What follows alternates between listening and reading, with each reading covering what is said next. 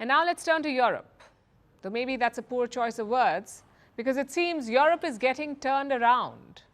Reports have come out about GPS services in Europe. Over the last few months, there have been a number of problems. Flights are losing their bearings. Their GPS signals frequently get scrambled all over Europe. Thousands of flights have had GPS services jammed, particularly in the east. So, of course, all fingers are pointed at Russia. Hey everybody, welcome to Studio 64. My name's David. I've been searching the interzones for some more science, space and tech news to share with you. And I came across this over at Dagen's in Australia, Experts warn of escalating crisis. Planes may face navigation hurdles. This doesn't sound too good, does it? Over the past month, GPS signal disruptions have significantly impacted both maritime and aviation traffic in and around the Baltic Sea. Now, as these disruptions are expected to become more frequent, according to Marcus Oskarsson, certain concerns are rising about the broader implications for navigation and safety. Now, Søren Reim Larsen, excuse me if I've mispronounced your name correctly there, a PhD student at Denmark's largest space research institute, DTU Space, explained the phenomenon. Really? Increasing GPS disruptions in the Baltic region. Now, Reim Larsen, who researches GPS disruptions, likened the issue to static on a radio frequency where interference occurs on the very specific frequency bands used by GPS satellites. Now, this essentially drowns out the GPS signal so the receiver cannot hear it, the expert told the TV channel. Practically speaking, this means that the radio signals used by ships and planes for navigation are disrupted. Oh, gee, that's not good, is it? Søren Reim Larsen emphasised that while there's no need for panic, the impact of GPS disruptions on daily life could be significant. We must take this phenomenon seriously, but the GPS signals won't be shut off entirely. Planes won't fall from the sky, he assured. Yeah, if there's anybody out here who's a telecommunications expert or anything like that, please feel free to comment on the video, because he'd love to hear from him. It'd be fantastic. Thank you. Now, unprecedented disruptions hit Sweden. Now, according to researchers, southern Sweden and the Danish island of Bornholm experienced severe GPS disruptions on 2 occasions in May.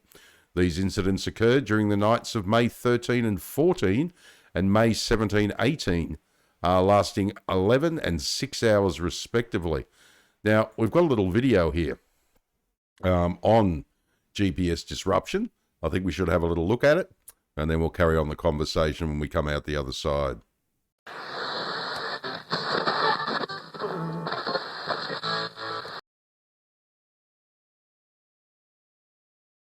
And now let's turn to Europe. Though maybe that's a poor choice of words, because it seems Europe is getting turned around. Reports have come out about GPS services in Europe. Over the last few months, there have been a number of problems. Flights are losing their bearings. Their GPS signals frequently get scrambled all over Europe. Thousands of flights have had GPS services jammed, particularly in the east. So, of course, all fingers are pointed at Russia. Reports say Russia is jamming the GPS, that Moscow is a menace to European flights, or that Russia is putting innocent civilian passengers at risk. But is that really the case? Or is there more to it than meets the eye? Here's our report. How do you look for directions these days? Most likely through an application on your phone. It points out where you are and marks your destination. Well, airlines use the same system too. Not a mobile app, but the same navigation system, GPS. It stands for Global Positioning System. So what happens if the GPS is down? Do planes end up getting lost? Of course not, because all planes have backup systems, something to switch to if there's a problem with the GPS. But look at these headlines.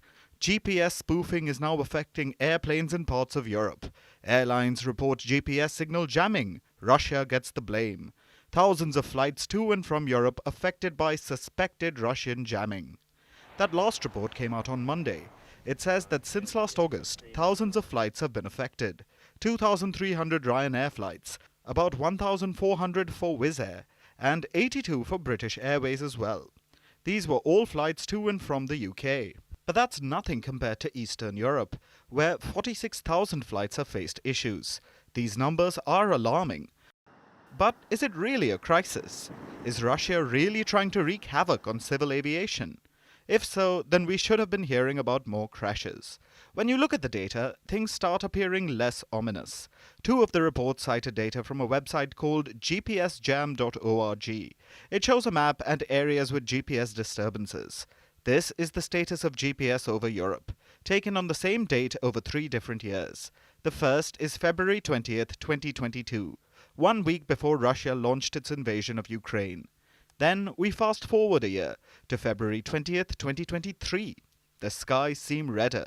GPS is being blocked in 2 major places within Russia and over the Black Sea. Then fast forward to February 20th of this year. GPS has been jammed over more territory. That is why Europe is worried. But think about it from Russia's perspective. It is fighting a war. Its opponent, Ukraine, is using GPS to aim drones on Russian territory. So Moscow has scrambled GPS to defend its skies, and it has blocked potential entry points abroad, like the Baltic Sea region or Eastern Europe. So it looks like a defensive move by Moscow, not an attack on civilian flights. And Russia isn't alone in this. Look at Israel. Its skies on April 4th this year, when it was expecting an attack from Iran. GPS was jammed in Israel as well. No, it's not work. It's saying that we are in Beirut. But the Israeli people understood why. There are some warnings that cruise missiles or UAVs may be sent here, something that is GPS guided. I understand that they are trying to disrupt this, and that is basically the idea. So Russia may be doing the same thing for defense. But don't Russians need GPS for navigation? Not really. Russia has an alternative called the Global Navigation Satellite System, or GLONASS. Other countries have similar satellite services as well. India has the Indian Regional Navigation Satellite System, or IRNSS. China has its BDS, the Beidou Navigation Satellite System. And the one Europe has is called Galileo. Russia relies on its GLONASS while it jams GPS signals. It also has other systems to fall back on. So Moscow can jam GPS without worrying about domestic problems. Other countries too need to develop their own systems, or they risk becoming collateral damage in someone else's war.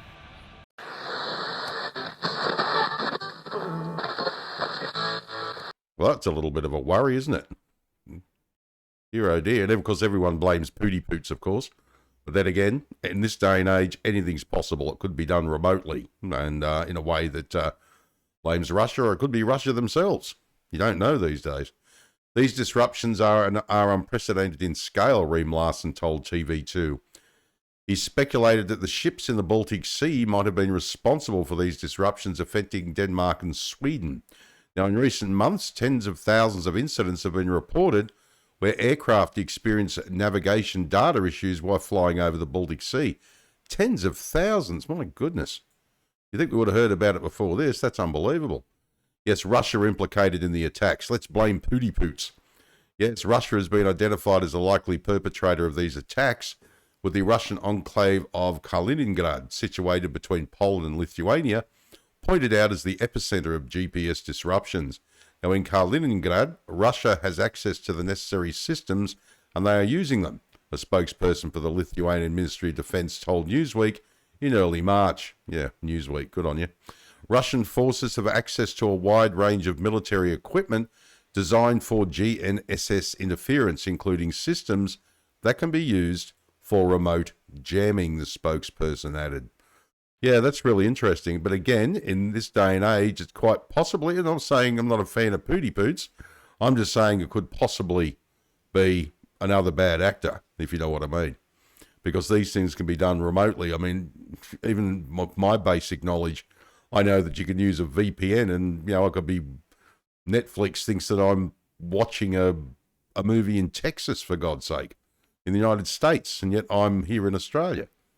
So, even with my basic knowledge, I know that you can do this kind of stuff remotely, and so someone else gets blamed. But that doesn't mean that Russia's not doing it. It just makes it very, very difficult for us to find out who's actually doing this. And this could be extremely dangerous. Very, very concerning. It's also quite fascinating. All right, well, my name is David. Thanks for joining me for another Studio 64 Science, Space and Tech News update.